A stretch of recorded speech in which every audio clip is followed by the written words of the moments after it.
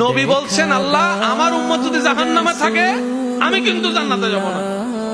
আল্লাহ বলছেন, আপনি না গেলে তো জান্নাত উদ্বোধনই হবে না। এবারে মামলা কি দাঁড়ালো? আল্লাহ পাক বলে যে আমি তাহকামুল হাকিমিন নিজেকে বলেছি, বিচার না করলেও তো জিনিসটা সুন্দর হয় না। অনবে একটা কাজ করেন, ওয়ালা সাউফা ইউতিকা রাব্বুকা ফাতারদা, আমি কাউকে বলি নাই, আপনাকে না বলেছি। আমার সাল্লাল্লাহু আলাইহি রাহমাতাল লিল আলামিন কারো সম্পর্কে নাজিল করি নাই, আপনাকে দিয়েছি। ওয়ালাল আখিরাতু খায়রুল লাকা মিনাল উলা, কাউকে বলি নাই, আপনাকে বলেছি।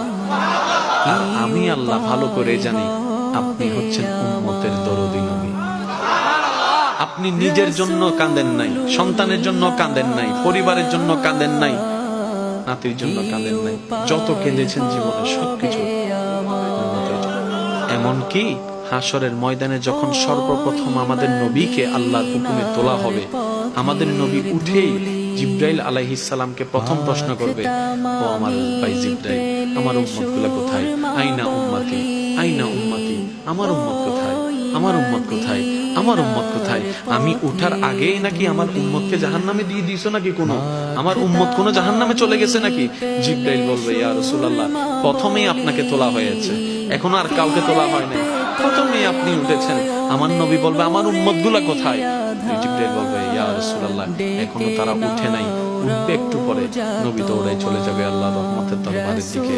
সিজদায় যে পড়বে একটাই কথা থাকবে, রব্বি হাবলি উম্মতি, রব্বি হাবলি উম্মতি।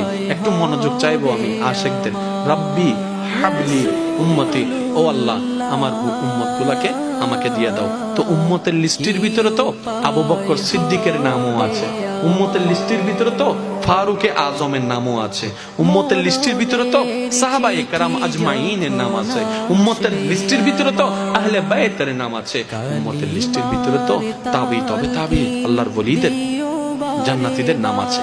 এবার আল্লাহ পাক বলবে, আপনি যে বললেন রব্বি হাবলি উম্মতি, উম্মতকে দেওয়ার জন্য আপনি কি আবু বকরের কথা বলছেন? নবী বলে যে না, আমার আবু বকরকে নিয়ে চিন্তা নাই, আমার ফারুককে নিয়ে চিন্তা নাই, আমার উসমানকে নিয়ে চিন্তা নাই, আমার আলীকে নিয়ে চিন্তা নাই। ও আল্লাহ, আমার উম্মতের ভিতরে যারা জাহান্নামের অধিবাসী হবে ওই উম্মতগুলোকে আমাকে দিয়ে দাও। আল্লাহ বিচারক হয়ে বিচারক করবেন, জাহান্নামীকে জাহান্নামে দিয়ে দিবেন। আহকামুল হাকিমের দায়িত্ব শেষ।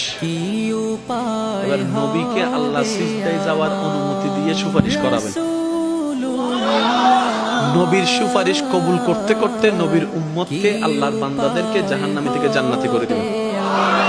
জগৎ জিজ্ঞেস করবে, মওলা জাহান্নামী আবার জান্নাতি হয় কেমনে? ফেল কখনো পাস হয় না, পাস কখনো ফেল হয় না। কথা বলেন না। দিন কখনো রাত হয় না, রাত কখনো দিন হয় না। জাহান্নামী কখনো জান্নাতি হয় না। আল্লাহ তুমি যে জাহান্নামী দিলা এটা সঠিক, আহকামুল হাকিমিন বিচারক হয়ে দিছিল, আর জান্নাত পাইলো কেমনে? কই তোরা কি পড়ছ না সূরা ফাতিহা 3 নম্বর লাইন, মালিক ইয়াউমিদ্দিন, আমি মালিকও, আমি বিচারকও, আমি মালিকও। বিচারক হয়ে বিচার করেছি, যার যতটুকু প্রাপ্য তাকে সেটা দিয়েছি, বিচার শেষ। এবার মালিক হয়ে রহমানুর রহিম হয়ে দয়া করে জাহান্নামী থেকে জান্নাতি বানিয়ে দিয়েছি।